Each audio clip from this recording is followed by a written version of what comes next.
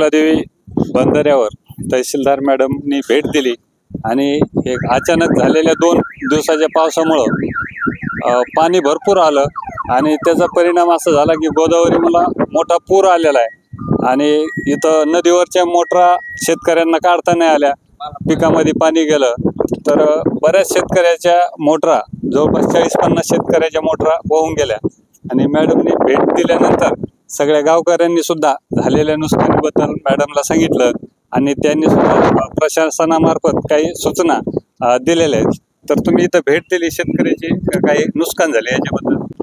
शेतकऱ्याचं जे नुकसान झालेलं आहे त्याबाबत शासन जसे आदेश प्राप्त होतील त्याप्रमाणे मदत केली जाईल। त्याचबरोबर सर्व गावकऱ्यांना आणि शेतकऱ्यांना माझी विनंती आहे की त्यांनी घराबाहेर आज आणि उद्या 2 दिवसात पडू नये कामाशिवाय आणि स्वतःची जनावरे गोठ्यात बांधून ठेवावी। लहान लेकरं आणि घरातल्यांना कामाशिवाय बाहेर जाऊन देऊ नये, लेकरांना तर बाहेरच पडून देऊ नये आणि सर्वांनी आपली काळजी आपण घ्यावी। आम्ही प्रशासन तर आपल्याबरोबर आहोत, पण प्रशासनाला जोपर्यंत आपली मदत मिळणार नाही तोपर्यंत प्रशासनाचं पण काम दिसून येणार नाही। तरी गावकऱ्यांनी सर्व सावधानी बाळगून सुरक्षित राहावं। आणि मोटर जे केले शेतकऱ्याचे तर त्याचे सुद्धा पंचनामे करता येईल आणि जसे आपल्याला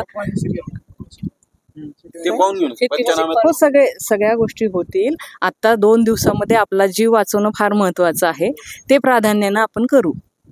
आणि वरून जायकवाडी धरणाचे पाणी सुटलं त्याची सूचना? हो, सूचना आहे ना, रात्रीपासून आम्ही सूचना देतोय। आमचे तलाठी मंडळ अधिकारी सर्व फील्डवरती आहेत आणि आम्ही सुद्धा आहे, व्हिडिओ आहेत, CO आहेत, आपलं बचाव कार्य पण सगळीकडे चालू आहे आणि सर्वांची तुमचे सहकार्य असेल, अलर्टनेस असेल तुमच्यात, तर आपली कुठलीही दुर्घटना न घडू देता आपण या सगळ्या आलेल्या संकटाला सामोरे जाऊ।